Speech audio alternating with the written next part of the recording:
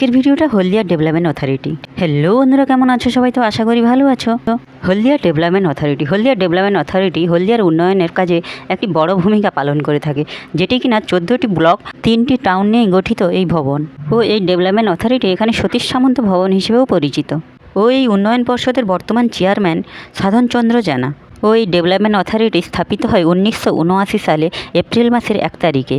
ও এই development authority যদি আজকের দিনে দাঁড়িয়ে দিন হিসেব করা হয় তো 45 বছর আগে স্থাপিত হয় এই ভবনটি।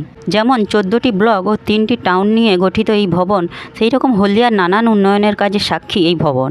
ও চলুন আপনাদের ওপরটা একটু ঘুরিয়ে দেখাই এবং চারিপাশটা ঘুরিয়ে দেখাবো, আর অবশ্যই আপনাদের ভিডিওটা শেষ অবধি ভালো লাগবে। ও এই ভবনটি মাটি থেকে অনেকটাই উঁচুতে এবং ভবনটির কালার পুরোটাই দুধ সাদা রঙের এবং নিচটা পুরো মেঝেটাই পুরোটা সাদা পাথর দিয়ে মোড়ানো।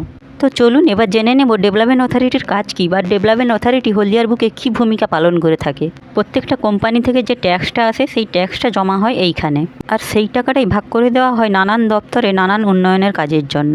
প্রত্যেকটা কোম্পানিকে একটা মোটা অঙ্কের টাকা দিয়ে দিতে হয় ডেভেলপমেন্ট অথরিটিকে এই হলদিয়ার উন্নয়নের জন্য।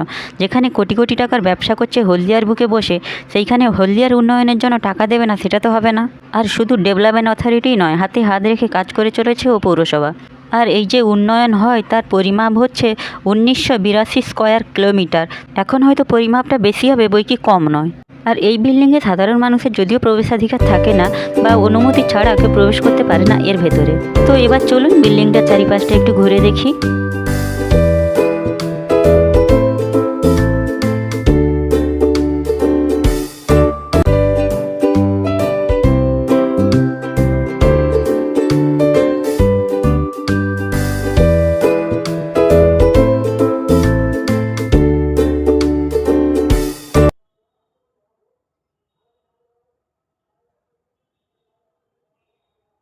ও ওপর থেকে চারিপাশটা বেশ সুন্দর লাগছিল। এবার চলো নিজের কয়েকটা ছবি তুলে নেব।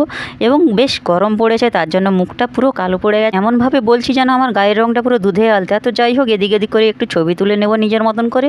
আর সামনে বেশ ফুলের বাগান আছে, সেটাও আপনাদের দেখাবো। আর আমি এসেছিলাম বিকেলবেলা, এই জন্য বেশ ফাঁকা ছিল, মানে কেউ নেই বললেই চলে।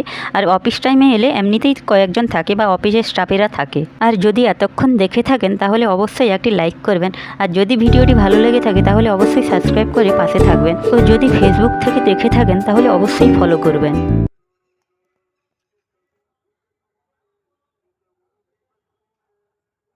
আর বিল্ডিংটা এতটাই বড়, এ প্রান্ত থেকে ও প্রান্ত অবধি। তো চলুন এবার ফুলের বাগানটা দেখাবো। আর এই ফুলগুলো পুরো সূর্যমুখী ফুলের মতনই দেখতে। আমার মনে হয় এটা হয়তো ছোট সূর্যমুখী ফুলেরই চারা। আশা করি আপনাদের ভিডিওটা ভালো লেগেছে এবং যে সমস্ত তথ্য দিয়েছি ওগুলো যদি আপনাদের মনে হয় যদি কিছু ভুল বলেছি তো অবশ্যই আমাকে জানাবেন। আর যতটা পেরেছি আপনাদের সামনে তুলে ধরেছি। আর এখানে এসেছি, বিগ বাজার যাবো না তা তো হয় না। ও বিগ বাজারের ভিডিওটা অন্য কোনো দিন দেবো। আর বিগ বাজারটা খুব সুন্দর করে সাজানো হয়েছে ঈদের জন্য। তো সবাই ভালো থাকবেন, সুস্থ থাকবেন।